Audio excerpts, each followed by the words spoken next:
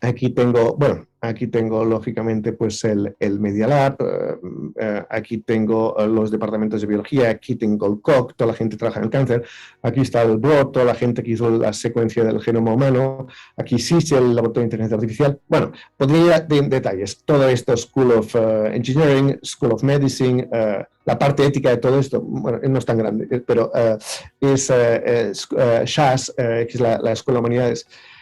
Esto es MIT, esto es el campus de MIT o sea, y todo esto paraleliza. Todo esto son gente que están trabajando constantemente. O sea, si no me encuentro a un médico, me voy a encontrar a un ingeniero, me voy a encontrar a un computer scientist, a un biólogo, etc. O sea, esto pasa constantemente en un entorno, digamos, de educación y académico, pero con una componente de research, o sea, de investigación muy, muy grande.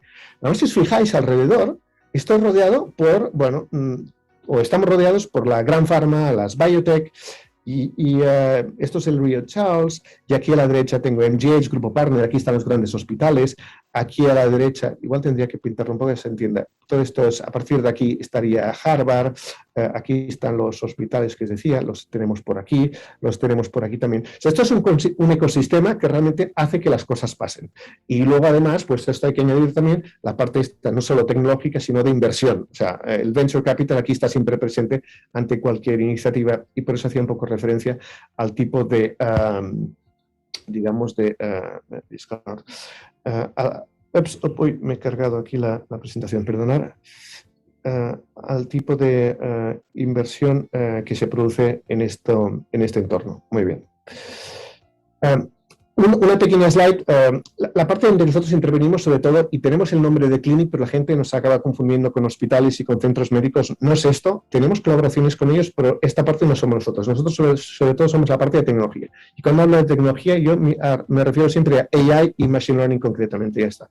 Que realmente una curva de generación de valor de cualquiera de estos devices, de estos algoritmos o modelos, estamos sobre todo al principio, ¿no? O sea, podría pintar hasta los in silico trials, que es algo que además hemos hecho mucho, por ejemplo, durante COVID, para ver si determinados fármacos iban o soluciones, compuestos iban a funcionar. Veíamos que la gente estaba probando cosas que para nosotros no tenían ningún sentido. Entonces, con los in silico trials enseguida te da una impresión de si esto va a funcionar o no, ¿no? Y después, pues bueno, pensando más en mercado, esto da una parte más de desarrollo. Tenemos incluso un modelo, digamos, comercial, y el lado este comercial es muy interesante en Estados Unidos, porque siempre está presente. Y no es que estemos comercializando esto, porque no es nuestra misión, pero te da también una perspectiva del potencial que tiene de estas herramientas de alcanzar el mercado. Aquí tenemos nuestro propio modelo. No voy a detallarme en sí, es interesante, pero permite entender un poco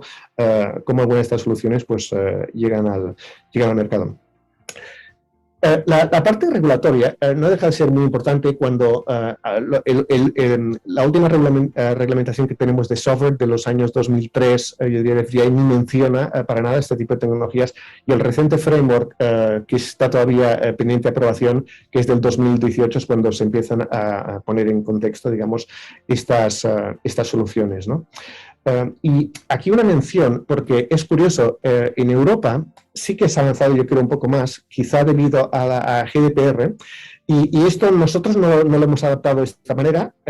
Esto es para contar un poco el trade-off que tenemos siempre, este balance que tenemos entre el rendimiento de los modelos y su explainability y cómo se explican, ¿no? Pensemos que estamos hablando de modelos que tienen que ser adaptados por médicos profesionales, ¿no? Y estos médicos pues tienen que confiar en el modelo. Claro, si el modelo no explica mucho lo que hace, pues esto no genera confianza. Y GDPR obliga a que realmente pues esto explique, y ahí está siempre el trade-off que tenemos, o sea, este equilibrio que tenemos entre yo diría, el rendimiento del modelo y la explainabilidad. Mayor rendimiento, menos explainabilidad y así. O sea, esto es un poco este equilibrio que creo es interesante y al final lo que nos obliga es a hacer modelos más robustos que permitan pues, que esto se pueda utilizar en condiciones. Este es el framework al que hacía referencia, no está aprobado todavía, pues este gran esfuerzo donde nosotros nos gusta también poder participar y ayudar en este esfuerzo de adelantar pues, el uso de estas tecnologías. Y ahora yo lo que me gustaría comentar es, no sé cómo, no veo algunos de los aspectos en cuanto a las barreras que tenemos para traer no solo en Estados Unidos, en otros mercados, porque tenemos un poco esa idea de poder democratizar esta tecnología y que llegue pues, a una gran parte de la población, pero el primer problema es el acceso a los datos. O sea, es limitado, es complicado y nosotros no tenemos datos, buscamos siempre colaboraciones, las tenemos con hospitales, con healthcare system, que le llamamos, que no son solo los sistemas de salud, pero pueden ser los payers, las aseguradoras y otros actores que están en el mercado. Y esto tiene una serie de complejidades, o sea, de privacy y de confidencialidad, pero también de, no sé, quien tiene los datos tampoco siempre los quiere compartir. Esto se le añade la parte de los regulatory issues, que está bien, es algo que tiene que realmente proteger todo este entorno, pero deja de ser una barrera para el desarrollo de estos modelos. Los modelos no son perfectos, intentamos hacerlo muy bien, pero les puedo decir que compañías tecnológicas que utilizan modelos pues, parecidos con otros fines, y normalmente para vender algo, tienen modelos realmente muy robustos. Y después esta intersección en la que hablaba, y por eso comentaba el ecosistema en el que estamos, porque nos pasa muchas veces que los médicos practitioners, la gente pues, que realmente son profesionales de la salud, a veces adolecen un poco de este perfil o de este background más técnico. Y aquí empezamos a ver ya perfiles, nueva generación de gente que hacen un poco el gap y que ya pues, son médicos o tienen conocimiento de salud, pero también son ingenieros o también entienden de computación y inteligencia artificial. Claro, para nosotros como misión, el poder desarrollar pues, estas tecnologías es realmente la motivación, porque creemos que esto puede tener un impacto y puede salvar vidas.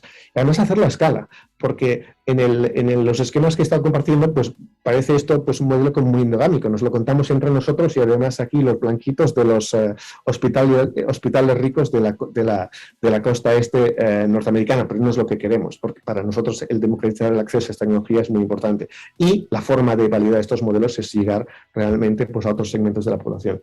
¿Y cómo hacemos esto? Pues tiene que haber una componente de educación y una parte de policy, que es más de política, ¿no? La parte de educación, porque forma parte un poco de nuestro ADN, como formando parte de MIT, y de policy pudiendo influir, digamos, en las políticas que realmente contribuyen a construir pues, estos modelos que son robustos y son seguros para ser desplegados en estos entornos. Si para una parte de entrepreneurship, como os comentaba antes, para nosotros esto es importante porque también ayuda a aportar, la parte está translational, ¿no? De aportar pues, al mercado estas soluciones, y esto hace pues, que todo este proceso se acelere. Hay algo muy interesante también dentro de los modelos de inteligencia artificial, al menos lo que nosotros hemos experimentado aquí en Estados Unidos en estos últimos años y en el entorno de MIT, es el hecho de que mucho del trabajo que se hace, y como entidad de investigación nosotros tenemos la finalidad siempre de acabar publicando un paper, algún tipo de contribución científica, y lo hacemos además con código abierto. Está disponible, se puede validar, se puede utilizar, y solo entendiendo un poco lo que estamos haciendo, pues tiene sentido aplicarlo, y existen muchas veces incluso los datos que pueden validarlo. Pero claro, esto queremos hacerlo además con datos pues con datos más limitados. Es una forma de entrenar nuestros modelos para que sean también más robustos, y esto pues hay que mejorar los modelos, asegurándonos pues, que tenemos la parte de privacy asegurada, ¿no? De confidencialidad, porque estamos hablando de datos de personas que sean robustos porque van a cross population, y lógicamente incrementar esta la parte de transparencia y de interpretabilidad, porque estamos hablando de modelos que tienen que ser adoptados y los médicos tienen que confiar en ello. Y tenemos colaboraciones que les puedo decir que el modelo llega y después se queda en el cajón. Bueno, yo no sé si hay cajones todavía, pero o sea, sería equivalente. No se utilizan, porque hay una cierta pues, resistencia a veces a adaptar estos modelos y otras complejidades. Aquí no entraríamos tanto en el aspecto cultural. Nosotros, para esto, tenemos un proyecto muy interesante con una fundación europea que ha tenido mucho interés en que pudiéramos desplegar a escala este modelo, y pues tenemos colaboraciones ahora mismo en Asia, en Europa, en Estados Unidos, lógicamente, y en Latinoamérica, y seguimos pues hablando con hospitales y sistemas de salud que pueden estar interesados en probar estas herramientas. Esto significa pues, que tendrían acceso pues, a este tipo de tecnologías y no cobramos por esto. Esto no es ningún negocio para nosotros, o sea, simplemente lo que queremos es llegar a más gente y ser capaces de validar estos modelos. La mayoría de estos modelos están validados. No se requieren realmente para validación, pero sí para utilización y despliegue. Y nosotros, entonces es muy valioso para nosotros el feedback que podemos conseguir por la utilización de estos modelos. Y súper interesante cuando esto puede ser en underserved, o sea, en poblaciones más desfavorecidas, ¿no? Y esto es parte un poco de la misión que tenemos. Aquí un mapita que explica esto. Entonces aquí siempre me gusta poner algún ejemplo. Karma, perdona, porque yo a partir de ahora ya me puedo enrollar, pero ya entro aquí en otra... Yo te puedo cortar a partir de ahora. Puedes cortar cuando quieras. Exacto, por favor, porque aquí vamos a hablar de cómo funciona. Muchas veces utilizamos estas presentaciones a nivel de educación, enseñamos poco. Pues mire, aquí no hay cajas secretas, son unas arquitecturas que se construyen pues para intentar pues, encontrar señales que nos permitan entender o detectar cosas que a veces no son visibles a ojo humano. Esto puede ser unimodal, cuando hablamos de imagen se puede hacer multimodal. Esto es un caso de dermatología, por ejemplo, que permite que una simple foto de un paciente que la mandamos pues a un telemedicine de estos, o sea, sería simplemente hacer una foto y la mandamos a nuestro practitioner. Y enseguida esto corre por un modelo, mejora la fotografía, la procesa, pasa por un sistema, pues digamos, de filtros, que aquí es donde empiezan a activarse estas redes neuronales, estos modelos, y acaba detectando si realmente pues, hay posibilidad de algún tipo de patología, ¿no? Y esto funciona, y estas son soluciones, digamos, translational, que se desarrollan internamente y que están disponibles si alguien las quiere utilizar. Y no sé, aquí hay un montón más. Esta es la de... Tengo alguna pregunta de público. Y bueno, yo tengo otra pregunta, pero si quieres poner un último ejemplo y entonces... Sí. Y el último sería, por ejemplo, el de antibióticos, que pues bueno, salió publicado en Cell, hizo gran ruido en su momento, esto hace un par de años, el problema es que con la pandemia pues pasó un poco a segundo término. Esto es uno de los, digamos, descubrimiento, uno de los antibióticos pues, más potentes que se han desarrollado en los últimos 30 años. Y ya sabemos que, de nuevo, por motivos económicos, pues la industria de los antibióticos pues siempre es compleja, digamos, ¿no? Y aquí pues se consiguió, digamos, fue un modelo, se calibró un modelo para que realmente sacara una solución que realmente pues era, yo diría casi contraintuitiva, pero que realmente es completamente eficaz y funciona. Pero más allá del modelo, lo que permite entender es un poco las posibilidades que tiene esto. Y esto mismo, hemos intentado aplicar estas tecnologías también pues, para antivirales durante COVID y bueno, este es el mundo de drug discovery que hacemos internamente en G-Clinic. No es tanto la parte de clinical AI, que es la que está hablando hasta ahora, esta parte además de drug discovery, y aquí tengo bueno, un montón más de ejemplos de esto es con CRISPR y no sé, también esto afecta a enfermedades mentales y, o sea, hay un montón de proyectos y un montón de cosas que podríamos comentar, pero te paso la palabra. Perfecto. Sí, porque además, mira, entre nuestra audiencia ya han preguntado por el enlace del vídeo que has pasado al inicio, claro, que es muy interesante. Ya hemos pasado el enlace también desde la organización, pero además tenemos la pregunta de Juliana Rivera que dice la garantía de privacidad de los pacientes, bueno, lo cuestiona si está garantizada la privacidad de los pacientes y dice la Unión Europea y el reglamento, dice, pero que también es muy limitante y también se ha generado miedo a través de este reglamento. Dice, ¿cómo se puede superar esta barrera, ¿no? Tú antes has mencionado también, ¿no? No sé cuál es tu opinión. Claro, es que aquí yo ahora entraré en opiniones personales y aquí esto es lo que es delicado porque aquí hay mucha gente y me oye. Entonces yo hasta ahora representaba a G-Clinic, ahora ya tiene que ser una cosa más personal. Yo creo que Europa está mucho más adelantado en la parte de datos. Y aquí el tema de los datos pues nos lo tomamos de aquella manera. O sea, tiene que regularse, o sea, ya llegaremos. Sí, nosotros desde un punto de vista técnico, y es que es curioso porque cuando pensaba en esta presentación, es curioso, siempre acabo hablando de tecnología, pero los grandes problemas aquí no son tecnológicos. O sea, esto tiene solución, o sea, y esto lo pongo ahí para debate, para que comentéis. O sea, llegaremos a esto, lo vamos a mejorar, pero no son problemas técnicos. Problemas técnicos los resolvemos. Sí, trabajamos siempre con datos que son anonimizados, anonimizados. Y si no lo son, sabemos cómo hacerlo para dar seguridad y confianza al proceso, absolutamente, sabemos hacerlo. Pero yo creo que tiene que haber otras cosas que acompañen este proceso y tiene que ver más con, efectivamente, la parte esta de regulación y la parte pues, bueno, transparencia. Tiene que estar transparente, si no, yo no sé si utilizaría un modelo, si voy a un dispositivo y me dice, mira, usted va a tener esto o lo otro, yo no sé, me fiaría. Yo quiero ver un tipo que realmente que intercambia conmigo y me dice, sí, este es el tema, pero sí tiene que confiar en la máquina y así, ¿no? Porque la máquina está para ayudar, no para sustituir. Entonces es otro debate, ¿no? Pero entramos ahí en el debate que toca mucho la parte ética y que mañana vamos a debatir con nuestros expertos también. Has dicho la palabra transparencia. Podríamos entrar en un debate qué significa transparencia en el ámbito de la salud, que te digan que el funcionamiento del algoritmo, como la explicabilidad, la responsabilidad, etcétera, lo podemos dejar aquí. Pero has dicho algo que también es importante, la confianza, ¿no? La confianza de los pacientes, ¿no? De las personas que acuden al médico de toda la vida y que saben que una máquina, un algoritmo va a decidir o va a diagnosticar vamos a ver cómo logramos eso. Como dices, Ignacio, los grandes problemas no son tecnológicos, son más de sociales, de confianza, de generarlo a través de leyes, a través de aspectos éticos.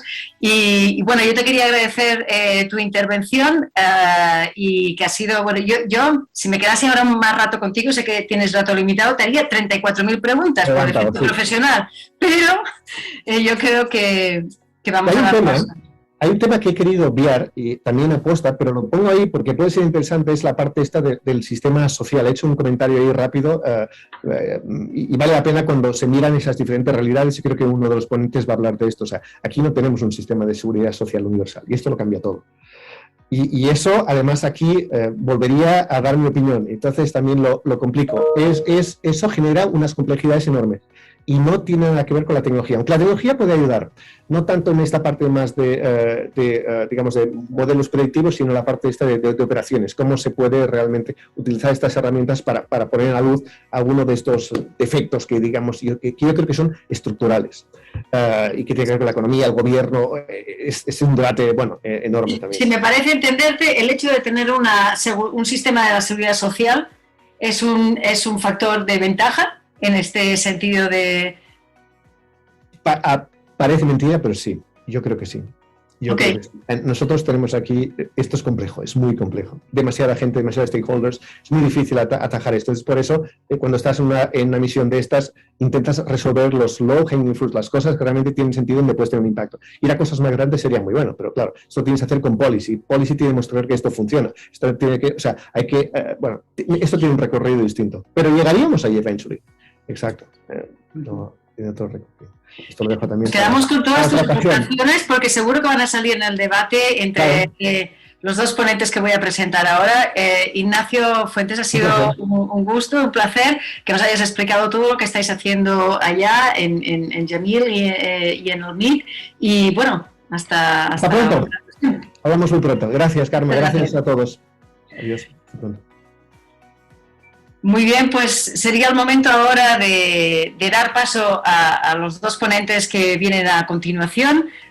Quisiera decir que ahora ellos van a hacer también una breve intervención para situarnos en de dónde vienen, de su expertise, y después vamos a iniciar un debate, ya no con Ignacio Fuentes, sino con ellos dos. Y les recuerdo que pueden hacer preguntas a los dos ponentes, que eso servirá para animar mucho más ese debate. En primer lugar, presento a Leonora Hardwick. Ella es Head of Collaborations del National Health Service de UK, de Gran Bretaña, y nos hablará sobre el desarrollo de la inteligencia artificial en el sistema de salud británico y sobre el papel que juega este sistema de salud nacional en el Laboratorio de Inteligencia Artificial y cómo sobrepasar esas barreras, ¿no? Barreras que ha comentado también Ignacio, ¿no? Para democratizar esta tecnología de la inteligencia artificial. Buenas tardes, Eleonora, es un placer tenerte aquí. Buenas tardes, Carmen, muchas gracias al TIC Salud por la invitación. ¿Empiezo la presentación ahora o si quieras? Y ya después presento a Joan Carles. Perfecto, ya lo hago.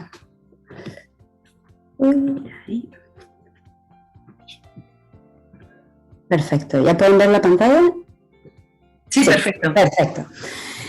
Entonces, sí, como introdujo Karma, yo soy Eleonora Harwich y soy Head of Collaborations en lo que llaman el NHS AI Lab, que es el Laboratorio de Inteligencia Artificial del Sistema de Salud en Inglaterra. Entonces, yo pensaba darle una perspectiva desde el Reino Unido de las aplicaciones del IA en el sistema de salud en Inglaterra.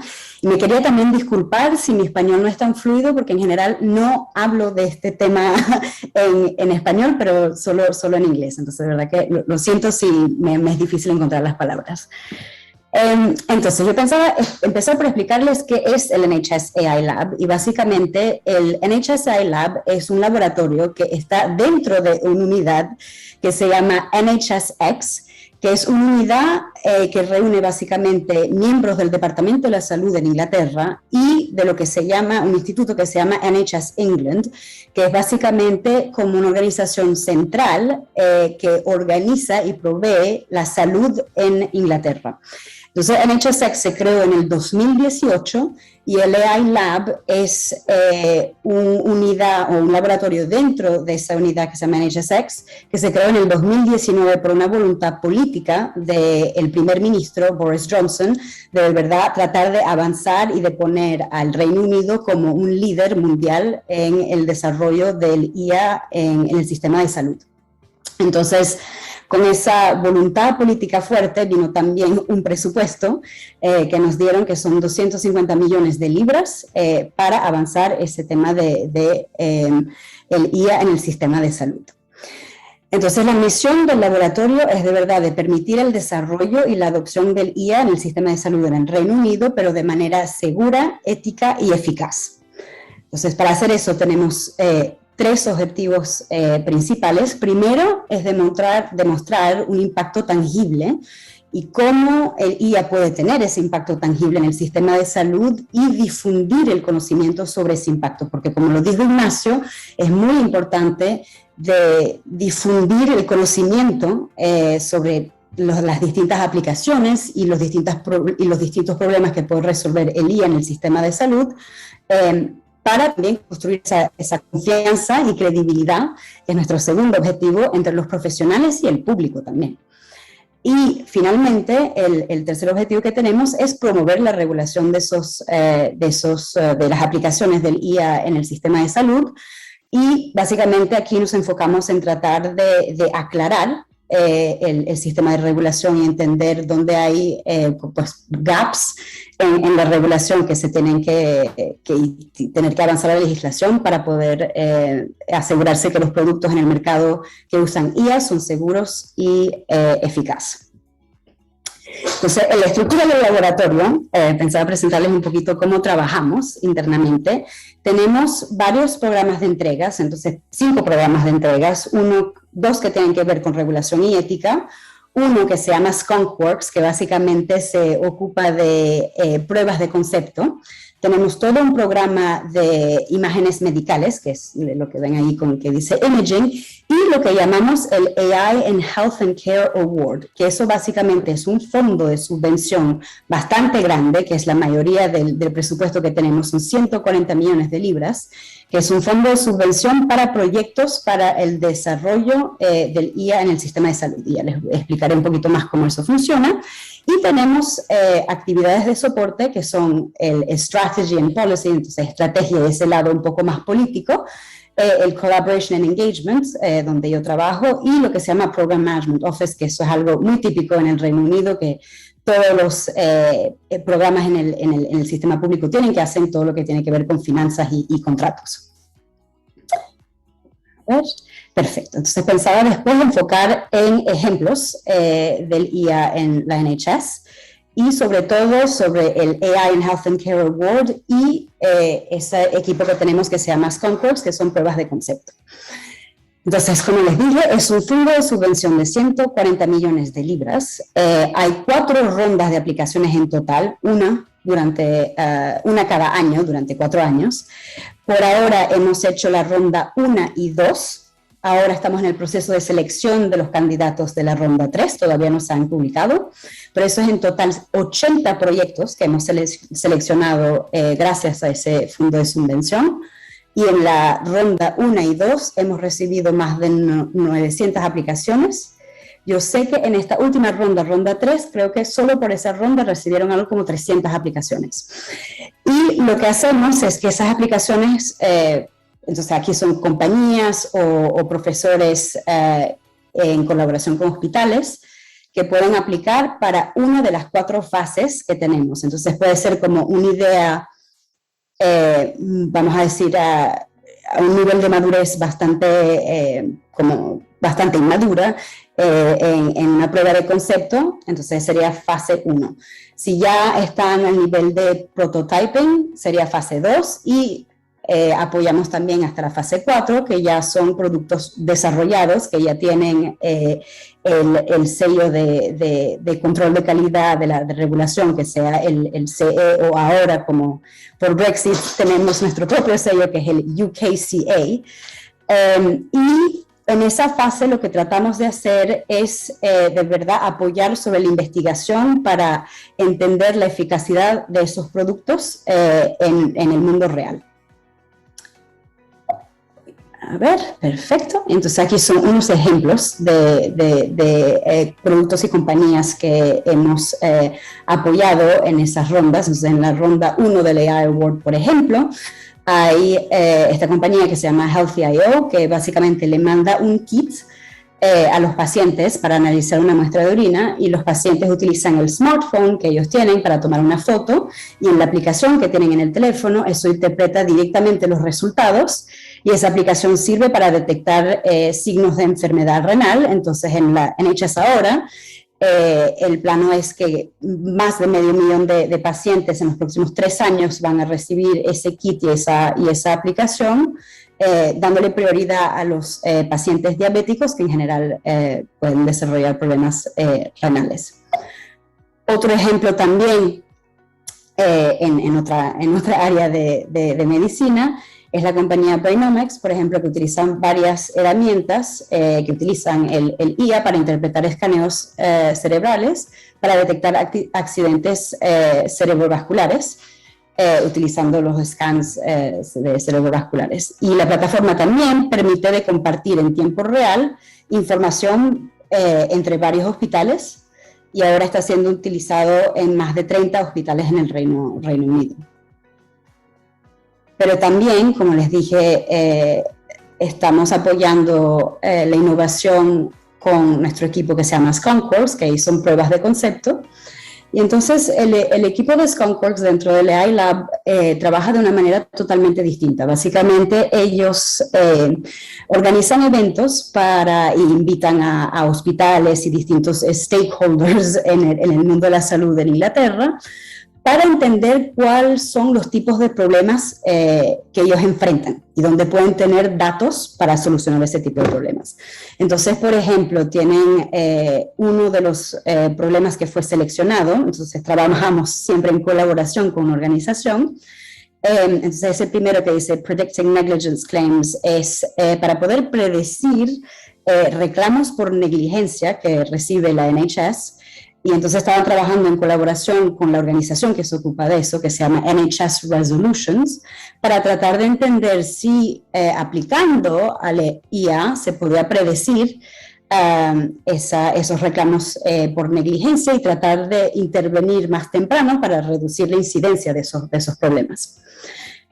Y después básicamente lo que hacemos es que todo el código después se le da a la organización, y ellos después lo pueden utilizar básicamente como les dé la gana para poder solucionar eso, tratando ahí también de difundir el conocimiento con respecto a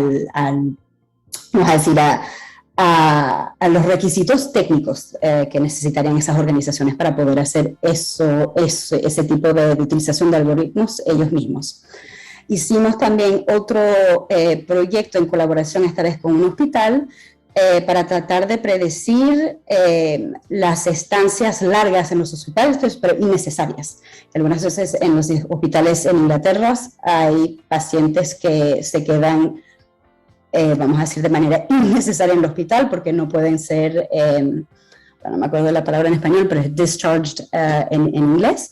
Entonces tratar de ver si se puede utilizar un Generative Adversarial Network, que es un tipo de algoritmo de IA, para tratar de predecir cuáles pacientes están más a riesgo de ser no necessary long stay, y poder ahí igualmente poner intervenciones más tempranos para tratar de reducir la incidencia de ese problema.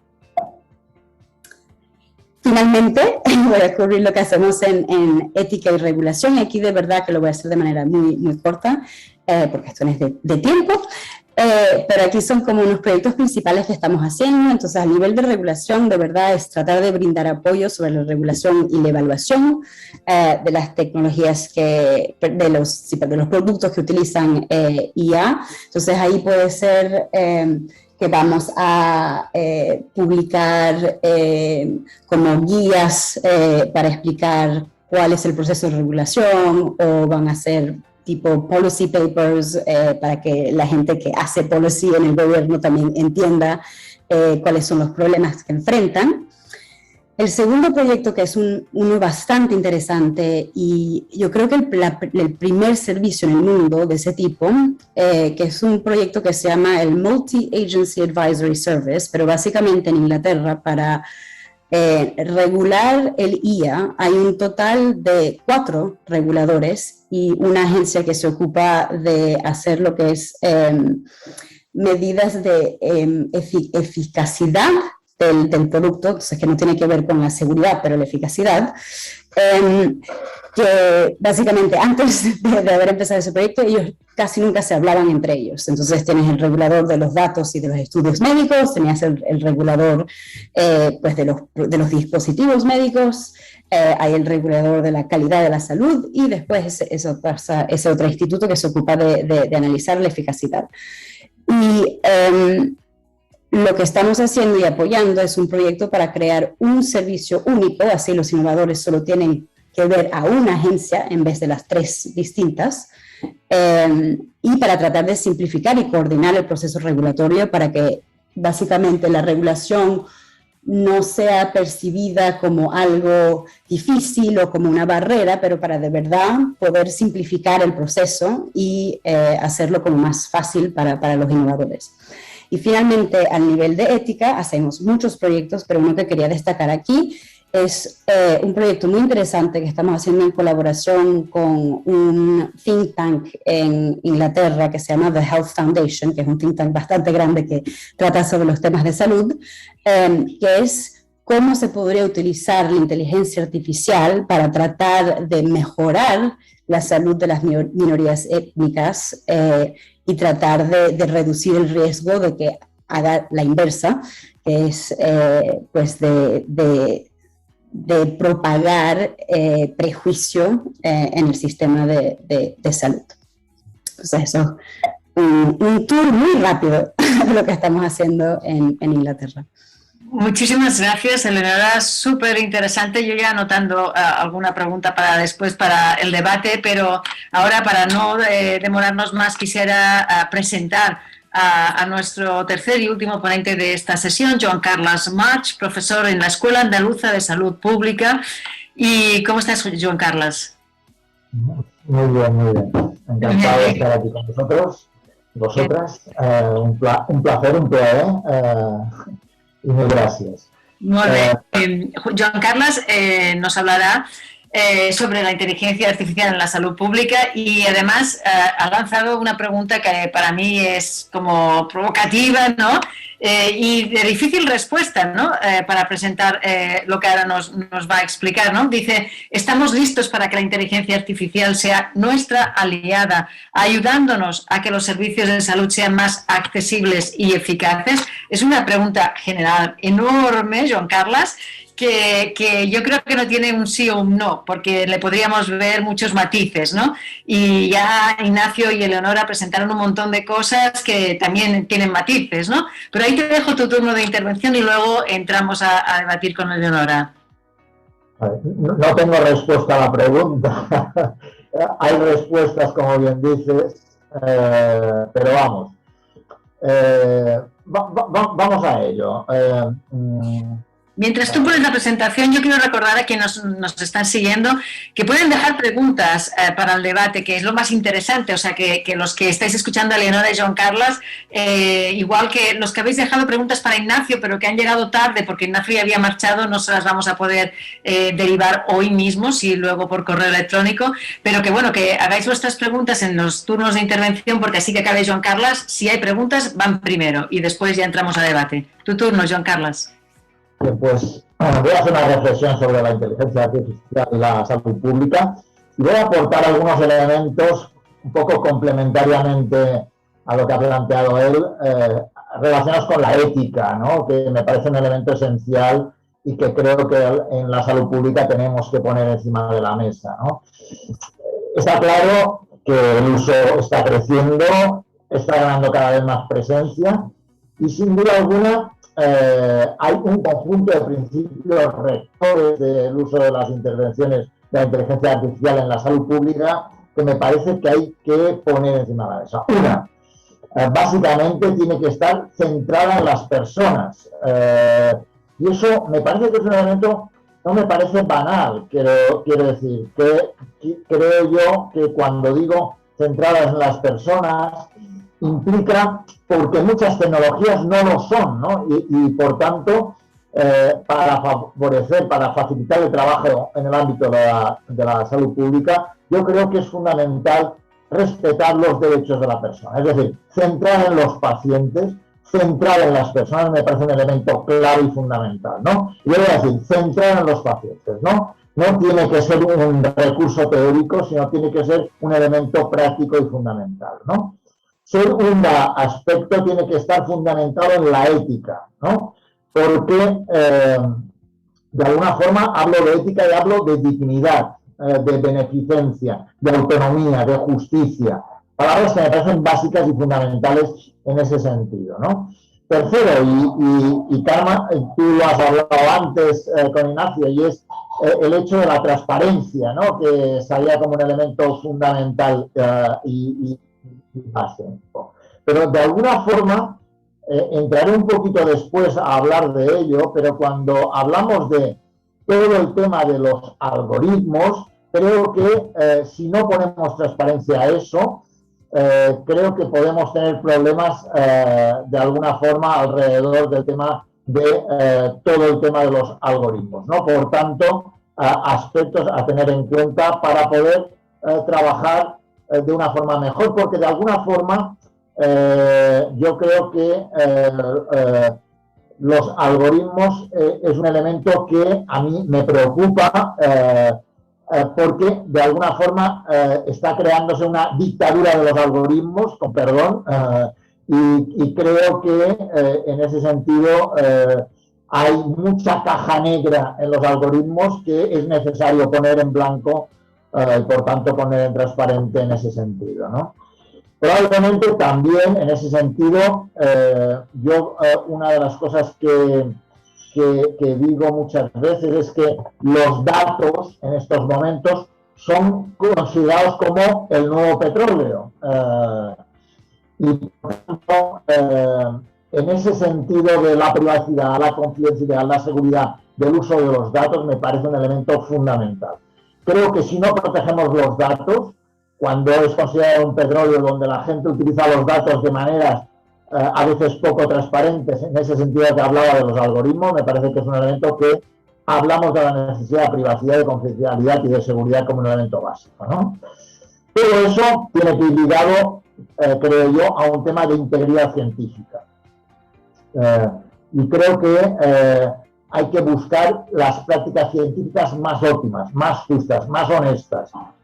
Yo creo que la honestidad es un elemento básico y fundamental de cualquier propuesta, de cualquier profesional. Y para eso tenemos que intentar buscar de alguna forma que todos los elementos científicos alrededor de eso pues puedan ser suficientemente confiables para poder hacerlo, ¿no?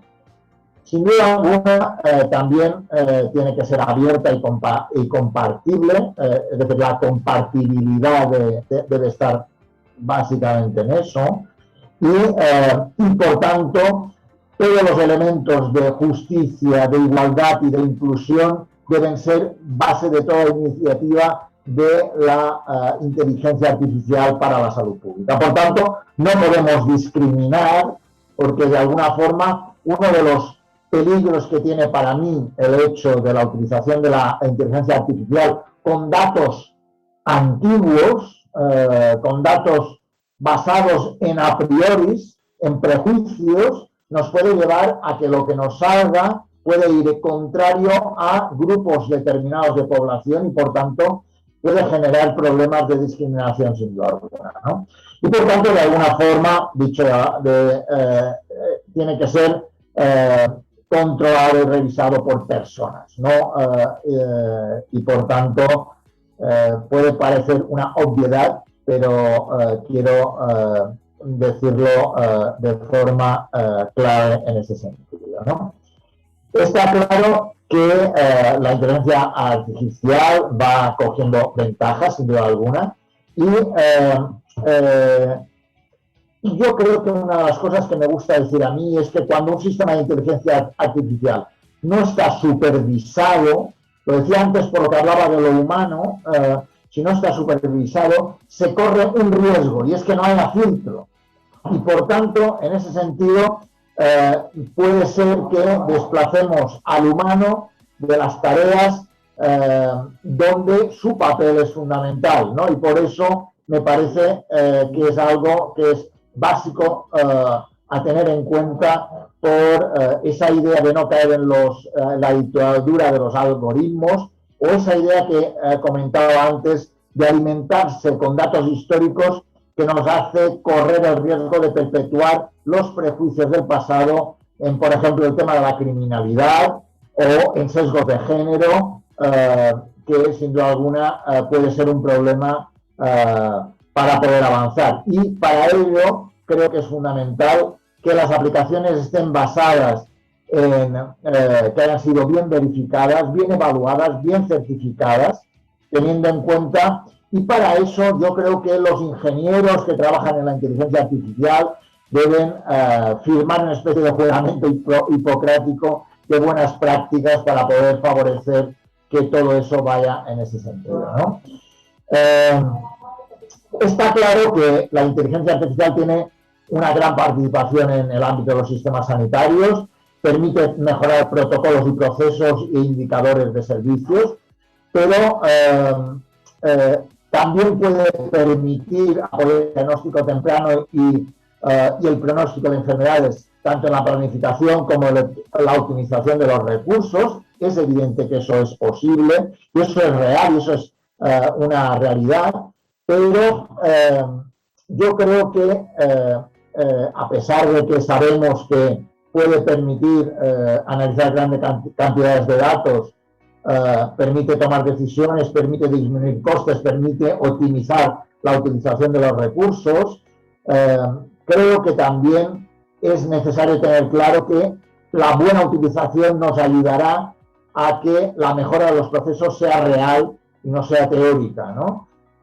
Y en ese sentido creo que es fundamental trabajar en ello para poder conseguir ese cambio necesario, sin duda alguna, ¿no?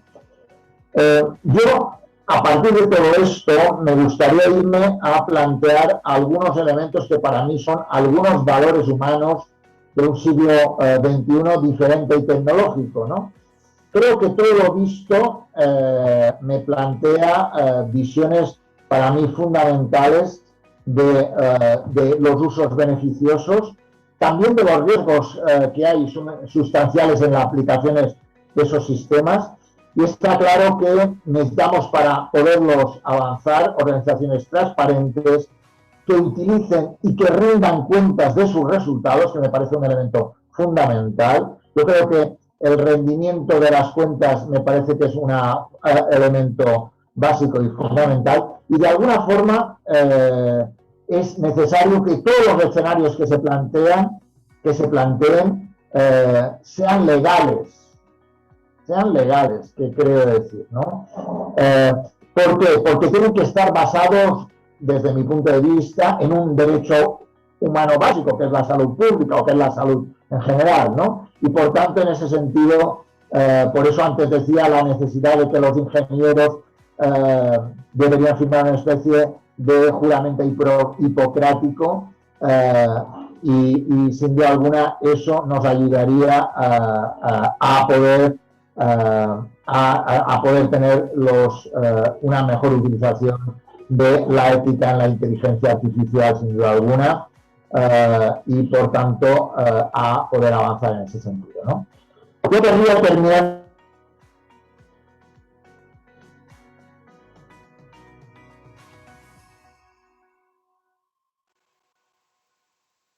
Sí,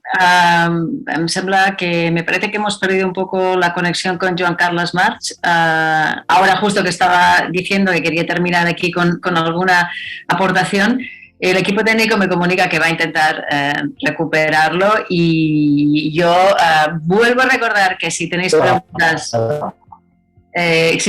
las dejéis en el chat.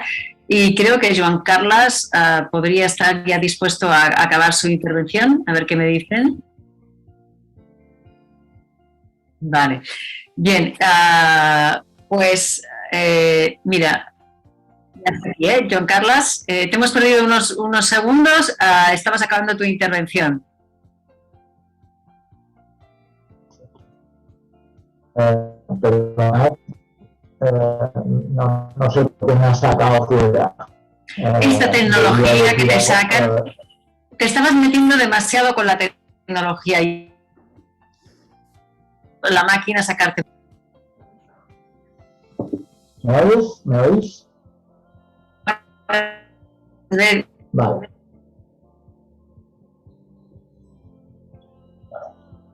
Vale, por tanto, esos valores humanos. Uno, no controlar, ¿no? Una cultura innovadora necesita confianza. Y sin confianza es difícil tener la libertad para hacer cosas diferentes. Segundo, yo creo que un elemento que me parece fundamental y es desear el conocimiento es un elemento básico desde la perspectiva de que hay que abrirse porque las relaciones endogámicas ralentizan el desarrollo de una cultura innovadora como es la inteligencia artificial. Tercero, yo creo que es fundamental practicar la desobediencia inteligente. Una obediencia ciega, sin duda alguna, es un freno de mano de la innovación y, por tanto, hay que practicar y permitir la inteligencia desobediente. Hay que plantear conversaciones de valor, ¿no?, por encima de todas las cosas. Hay que dejar espacio para la intuición como instinto, como socio imprescindible para fomentar las culturas innovadoras. Hay que practicar el arte de hacer preguntas y, sin duda alguna, no hay que estigmatizar la excentricidad, básicamente para la educación muy diferente de lo divertido como un elemento que ayudará a avanzar en la inteligencia artificial. Eso me obliga a hablar de la necesidad de apertura de mente, la participación de todos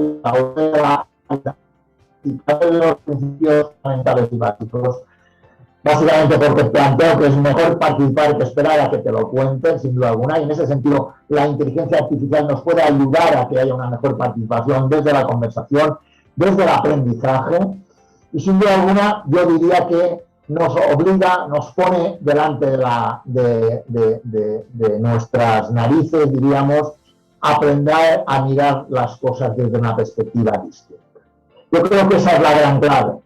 Yo creo que la inteligencia artificial hay que mirarla con ojos desde la perspectiva ética, de tener en cuenta que hay cosas que no pueden pasar por encima de los elementos fundamentales y básicos, pero también nos permite aprender a mirar las cosas desde una perspectiva distinta, a salir de nuestra zona de confort, porque sin duda alguna la inteligencia artificial ha llegado para quedarse, no cabe duda. Sin duda alguna en los próximos años, en los próximos meses va a haber una mayor explosión de esta tecnología, ¿no? Pero sin duda alguna también eso nos permitirá cambiar nuestro lugar donde nos sentamos y sin duda alguna tendremos que aprender a gestionar esta nueva ola de cambios esta nueva ola que permite la inteligencia artificial, pero hacerlo desde una manera humana, desde la perspectiva del paciente, que no la debemos perder, desde una perspectiva más humana, pero desde una perspectiva ética, que me parece un elemento fundamental y básico, ¿no? Y eso nos abrirá desde la proactividad, porque muchas veces lo ético que tiene que estar en los humanos que trabajan en la inteligencia artificial, también en las máquinas, lo digo en ese sentido, creo que ha sido un proceso más reactivo que proactivo. Y eso me preocupa, porque de alguna forma necesitamos mayor proactividad en ese sentido, desde la perspectiva de que podemos hacerlo y que probablemente debemos hacerlo. Joan Carles, ¿cómo? ¿Esta es la última slide? Perfecto, perfecto. Bueno, muchísimas cosas. Joan Carles, has dicho, yo no paro de anotar aquí entre los dos, entre Leonora y Joan Carles, ahora ya no sé. Pero también quienes os están escuchando, o sea, habéis provocado preguntas, reflexiones, y entonces lo que voy a hacer es, en primer lugar, como he prometido, leer quienes nos han escrito, para que vosotros lo toméis y podéis darle una respuesta, una reflexión o lo que toque. Y después, si caben mis preguntas para provocar más debate y tenemos tiempo, pues vamos allá. Leo una intervención de María Asunción, que pregunta, es un poco larga, pero vamos allá, María Asunción. ¿Cómo podemos aprovechar la ventaja de disponer de un sistema de salud público y universal para promover el desarrollo de la IA en salud desde el ámbito público? La triste realidad es que cada comunidad, y peor aún, cada centro sanitario público va por su lado. En vez de cooperar, competimos por recursos y sin garantía de suficiente robustez y seguridad en las soluciones, muchas veces. Deberíamos utilizar la potencia de la inmensa cantidad de datos de salud de que disponemos y la capacidad de las universidades, organismos públicos de investigación, centros públicos de supercomputación, etcétera, para crear soluciones de inteligencia artificial pública y compartidas. Y continúa María Asunción, dice, siempre contando con la tutela de los organismos reguladores en el campo de la protección de los derechos de los pacientes y contando con la premisa de la transparencia y de la explicabilidad de los algoritmos que se aplican. Yo creo que estáis los dos muy de acuerdo con María Asunción. Dejo aquí esa reflexión que después si queréis aportar. Pero Rústico Acosta, hay una pregunta directamente para Leonora y dice: ¿en qué porcentaje invierte el NHS en proyectos profesionales de concepto y qué porcentaje en prototipos y proyectos más avanzados? Muchas gracias. Bien, pues turno abierto a los dos para que continuéis con reflexiones o respondáis directamente a estas dos intervenciones. Si puedo responder, bueno, dar mi perspectiva sobre la primera. Ese problema de tener como muchos actores en el sistema de salud, a pesar de tener como un sistema de salud social, es una cosa que no solamente le afecta a España o a Cataluña, pero es un problema también en Inglaterra. A pesar de tener un supuestamente National Health Service, en realidad son millones de organizaciones que todas trabajan de una manera u otra con el sistema de salud. Es muy difícil entender quiénes interactúan. Sí, y ese problema de cada uno tiene los datos aquí, unos datos allá, y de verdad de poder recolectar todo al nivel nacional o de poder tener como una estrategia al nivel nacional no es fácil. Lo que yo podría decir es que en la NHS, o por lo menos en el AI Lab, lo que tratamos de hacer, y estamos trabajando en eso, es de tener una estrategia a nivel nacional, donde podemos dar como unos objetivos y como supongo que como un mapa que diferentes actores en el sistema pueden como agarrar y entender más o menos dónde vamos, cuál es la dirección que queremos tomar, cuáles son las prioridades, cuáles son los actores principales a nivel de la regulación y qué son las distintas herramientas que pueden utilizar para también tratar de traducir esa estrategia al nivel organizacional. Y yo creo que eso es una de las soluciones, pero es un problema que enfrentan muchos países, no solamente en España. Uh-huh. Sobre la pregunta directa que te han hecho de cuánto se invierte en proyectos profesionales de concepto, dice, y cuál es el porcentaje en prototipos y proyectos avanzados. Entonces, perdón, que no estoy segura, ¿qué quiere decir los proyectos profesionales de concepto? Eso es... Eso es algo ya que no puedo complicar. Esperamos que Rocío Acosta, si nos está escuchando, que matices un poco la pregunta para que así, Eleonora, en el tiempo que nos queda de intervención, y ahora daría la palabra a Joan Carles por si quiere aportar algo a la reflexión inicial. Me parece una muy buena reflexión de lo que planteaba, estoy básicamente de acuerdo. Yo creo que hay que plantear varias cosas, un poco en la línea de lo que decía, pero yo creo que si no hacemos una inteligencia artificial que esté más centrada en el ser humano, creo yo, que nos va a perder. Y además diría yo, creo que más que eso incluso debe ser para vulnerables. En ese sentido, creo que hay un riesgo que la inteligencia artificial se centre mucho en determinadas poblaciones y abandone otras. Yo creo que eso es un riesgo. Y creo que en ese sentido se debería prestar más atención a las poblaciones vulnerables, los menores de edad, las personas con discapacidad. Digo como dos ejemplos, pero que me parece que sería un elemento clave. Lo digo por el hecho de recuperar también el elemento de la equidad, ¿no? El tema de las desigualdades. Es decir, si la inteligencia artificial puede fortalecer o puede aumentar, incrementar las desigualdades, mal vamos. Por tanto, es necesario que haya una relación entre lo que quiere el sistema, lo que plantea la inteligencia artificial, como dos elementos que vayan unidos, porque si no, podemos tener dos vías de tren, uno que va con AVE y otro que va con una locomotora de estas antiguas y que van a 30, ¿no? Es decir, por tanto, creo que me parece un elemento esencial. Y luego, otra cosa que no he dicho, que me parece fundamental, lo decía al final con las cosas, con esos elementos que me parecía básicos y fundamentales, y un poco que no debe restringir la libertad humana. Quiero decir, basada en los otros principios que decía, pero tiene que estar abierta, ¿no? Lo decía de alguna forma, pero quería poner la palabra libertad como algo básico y fundamental, ¿no? Y creo que hay que favorecer la innovación, el instinto. Por tanto, yo antes decía que no controlarás, que puede parecer un poco, cuando hablamos de inteligencia artificial, de algoritmos y tal, puede parecer que estoy hablando de dos cosas diferentes, pero no lo es.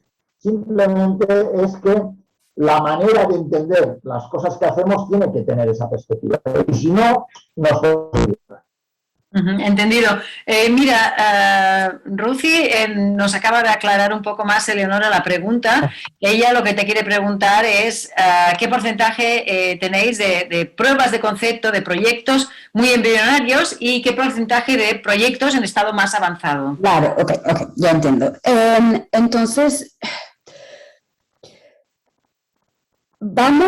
yo creo que va a ser difícil entender exactamente cuál va a ser el balance, porque el programa del NHS-AI Lab es un programa que dura 4 años en total. Entonces, por ahora mayoritariamente le damos apoyo a proyectos que ya son más maduros.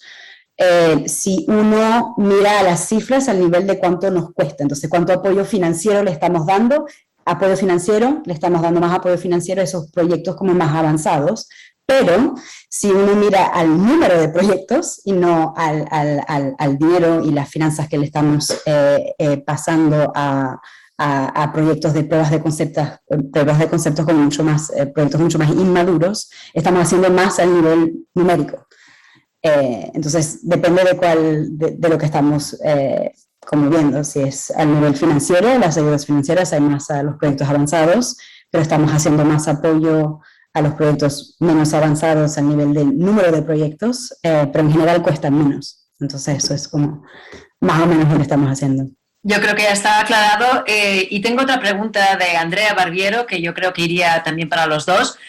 ¿Qué papel debemos cubrir los ciudadanos en la definición de las bases éticas de la evolución de la inteligencia artificial y, en general y en salud en particular? Porque claro, la ciudadanía, ¿no? Antes habéis hablado sobre todo también Joan Carles, Mats, es decir, desde la parte de las instituciones públicas, como es el ejemplo que has mostrado, Eleonora, hay esta preocupación ética, ¿no? De decir, vamos a tener cuidado con lo que estamos haciendo porque la ciudadanía está allá, ¿no?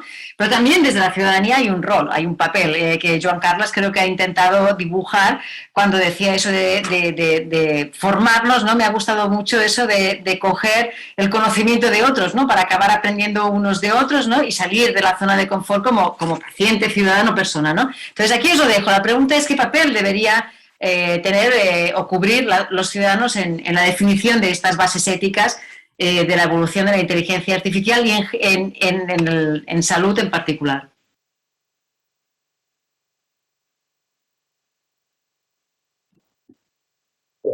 A mí me parece esencial la participación de la ciudadanía. Yo lo he puesto varias veces, el hecho de mejor participar que me lo cuenten. Yo creo que estamos demasiado acostumbrados a contar las cosas y poco a que la gente participe. Nos preocupa demasiado esa historia y en las bases éticas del elemento de la inteligencia artificial está claro que debe participar la ciudadanía, está claro que deben participar los pacientes. Es decir, hay días de trabajo en cáncer, en enfermedades raras, en epigenética, en aspectos diversos que dices, ostras, ¿qué necesito yo? Pues ver la presencia de pacientes, porque si no, podemos la dictadura de los profesionales, quiero decir, nos creemos que sabemos lo que necesitan el resto y por tanto, bienvenido sea que me crean, ¿no? Creo que en ese sentido nos podemos equivocar, ¿no? Y creo que nos equivocamos muchas veces por ahí va, ¿no? Yo creo que, y nos pasa en el sistema sanitario en general, hablamos de que pacientes del centro del sistema, pero todo para el paciente sin el paciente.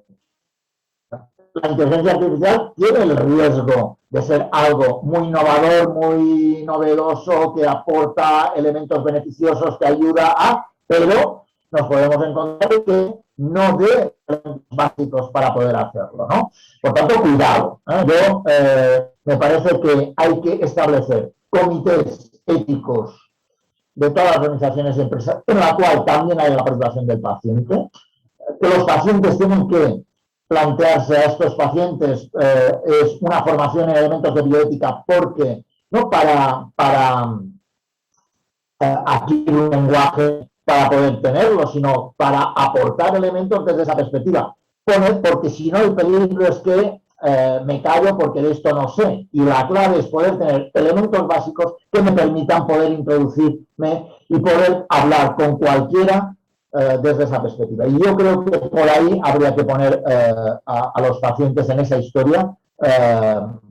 Y lo decía, las organizaciones lo necesitan, los profesionales sin duda alguna, pero también necesita el sistema en ese sentido. Está muy bien todo lo que apuntas, Joan Carles, Max, pero ahora para pasarle el turno a Eleonora, diría yo que, bueno, no sé cuál es su opinión, por supuesto que va a estar de acuerdo en lo que dices, pero no es tan fácil. Dentro de la investigación tecnológica y en el ámbito de salud, introducir a los pacientes, ¿o me estoy equivocando, Eleonora? No, es que como son conversaciones muy técnicas, es muy difícil tener esas conversaciones con los pacientes, aunque son conversaciones absolutamente esenciales. Entonces yo lo que diría a los ciudadanos y pacientes interesados en eso es de verdad involucrarse con asociaciones que están conectadas también con... Por ejemplo, en Inglaterra, todo hospital tiene un comité de ética donde normalmente tienen a pacientes ahí o también tienen grupos de representantes de pacientes que se pueden involucrar en temas de investigación Hay también asociaciones como por ejemplo Cancer Research UK, que se ocupa de todos los temas de cáncer, que también tiene grupos de pacientes ahí. Y es, vamos a decir, más fácil involucrarse como un paciente, un ciudadano, a través de una asociación, que de hacerlo de sí mismo es muy difícil, de verdad. Primero conseguir a qué reuniones se tiene que ir, dónde empezar, es muy difícil.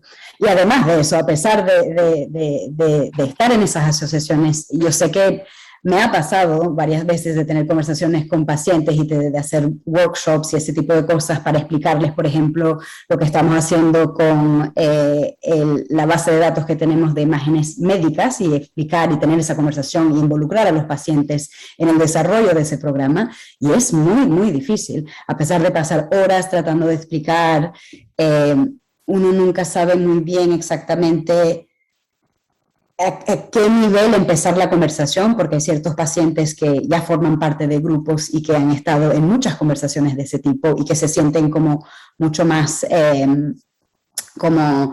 preparados, y otros pacientes que es la primera vez que hablan de tecnología, que no saben muy bien cómo utilizar la computadora, entonces, ¿sabes? Es difícil, pero esencial. De verdad, esencial pasar el tiempo y tratar de involucrar a los pacientes lo más posible.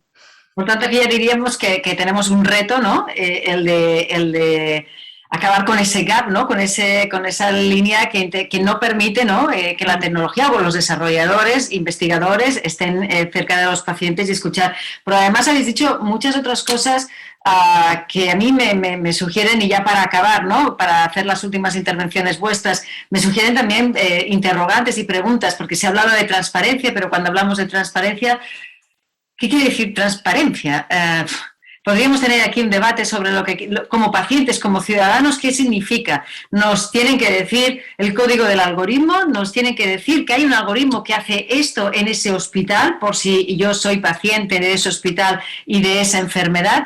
Nos tienen que dar un registro de algoritmos para que me informen de todos los algoritmos que se están poniendo en marcha en el sistema de salud público. Eso lo dejo ahí, ¿no? Y luego también Joan Carles ha dicho que Joan Carles, firmo, o sea, si pones estos valores humanos del siglo XXI, los firmo, yo la primera, para que se cumplan todos, ¿no? Pero tú has dicho tener integridad científica, ¿no? Para ser más justos y honestos. Ahí podemos entrar en otro debate enorme. ¿Qué quiere decir ser justo, no? La honestidad se interpreta de mil maneras diferentes. La justicia no es siempre lo que marca la ley, porque hay muchas leyes injustas, ¿no? Entonces, wow, yo creo, y para acabar, y os dejo aquí la última reflexión, ¿no? O sea, como queda mucho en el terreno por hacer, no tecnológico, como decía Ignacio Fuentes en el inicio de esta sesión, sino más bien social, ¿no? Para entender todos dónde estamos, ¿no? Y hacia dónde vamos, ¿no? Y ahora os dejo vuestras últimas intervenciones y minutos para que cerréis la sesión. Sí, yo pienso que eso tienes totalmente razón, y al final todo este tema del IA en el sistema de salud, lo más importante es de verdad entender que no hay que pensar en la tecnología primero, y de verdad que todo esto es un sistema sociotécnico, y de verdad insisto sobre el tema y el aspecto social. Eso es lo más difícil, lo más importante, y para retomar lo que había dicho Juan Carlos más temprano de esa dictadura del algoritmo, yo pienso que, y esto de verdad es opinión personal más que la de mi organización, es que hay desafortunadamente muchos políticos y políticas, que piensan que al utilizar la tecnología uno se absuelve totalmente de como una responsabilidad de decisión y de decidir sobre las cosas difíciles, que son qué objetivos y qué resultados queremos como sociedad. Y eso es algo que es imposible de dejar una máquina decidir eso. Y eso es para mí lo más importante, es de verdad tener esa conversación y esa responsabilidad a nivel de organizaciones públicas, de decidir con el público, con los pacientes, qué tipo de sociedad queremos, cómo esto va a ser utilizado, y ser muy transparente hacia los derechos que la gente tiene de remediación si hay problemas con los algoritmos, y de ser muy robustos con la regulación. ¿Yo, Carles? Sí, totalmente de acuerdo, ¿no? Yo es verdad lo que tú decías. Las palabras son fáciles de estar de acuerdo, ¿no? Y en eso seguro que estaríamos de acuerdo todos, ¿no? Yo creo que es verdad que la aplicación, la puesta en marcha de muchas de estas palabras no es tan fácil, ¿no? Y ahí encuentran las diferencias. Pero sí que debería haber, desde mi punto de vista, unos principios rectores, algo que nos ayude a entender de qué estamos hablando cuando hablamos de inteligencia artificial, qué es lo que decimos que sí o lo que decimos que no. Si no, nos puede pasar por encima un ave o un tren lento, sino probablemente un avión ultrasónico o un cohete de estos que van al espacio con los hiperricos, sin que nos enteremos de nada. Y ese es el peligro desde mi punto de vista. Por tanto, yo creo que hay que poner esos elementos encima de la mesa, hay que discutirlos a partir de las vivencias, de las experiencias y lo que piensa cada uno de los que estamos ahí, y a partir de ahí plantear en concreto cómo se demuestra en cada uno de los aspectos de esta situación. Y creo que me parece que es la única manera para avanzar. Es verdad que hay cosas que no estaremos de acuerdo, pero si estamos de acuerdo en un 50 o un 60%, mucho es. Y creo que es bueno, necesario conversar, hablarlo, ponerlo encima de la mesa, que me parece que es la única fórmula para poder avanzar. Si no conversamos, si no hablamos, si no lo discutimos, está claro que algunos ganarán y serán los malos, seguramente, ¿no? Y por tanto, creo que es necesario cambiar las maneras de acercarnos a los temas desde la perspectiva de la discusión y el debate. La única fórmula que yo veo que podemos ayudar a mejorar esto. Pues desde la reflexión y el debate hemos iniciado esta sesión. Eleonora Harwich, Joan Carles March, muchísimas gracias por por todo lo que nos habéis explicado, vuestras reflexiones e intervenciones. Ha sido un placer teneros aquí en esta primera sesión. Igualmente, gracias. Karma, muchísimas gracias. Un placer, Eleonora, por estar aquí juntos. Y bueno, a todos los que nos están siguiendo, muchísimas gracias por su participación y por esas preguntas y reflexiones a nuestros ponentes, porque siempre digo lo mismo, ¿no? Es lo más interesante. Yo soy periodista por formación profesional, puedo hacer un montón de preguntas, pero yo creo que las mejores preguntas o las mejores reflexiones salen de quienes están escuchando estas sesiones. Les recordamos que mañana tenemos una nueva sesión dedicada a la ética de la inteligencia artificial aplicada a salud y al ámbito social. Será mañana en horario de 4 a 6 de la tarde.